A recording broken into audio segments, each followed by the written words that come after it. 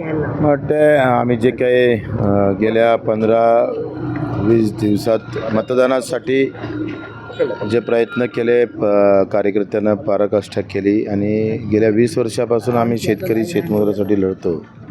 मला अपेक्षा एकच आहे मतदारांकडून की ही लढाई आम्ही शेतकरी शेतमजूर कष्टकरी कामकरी व्यापारी यांच्यासाठी लढतो आहे.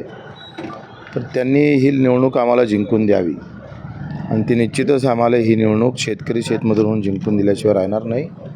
आजचं मतदान या देशात एक क्रांती घडेल. ते जाती धर्माच्या नावावर नाही तर शेतकरी शेतमजुराच्या नावावर. तुमच्या प्रामुख्याने अमरावतीचा जर प्रचार पाहिला तर तो जाती धर्माच्याच नावावर झाला असं म्हणावं लागेल. राम मंदिर असेल किंवा कोल्हे प्रकरण असेल, हेच प्रकरण गाजले तुमच्या.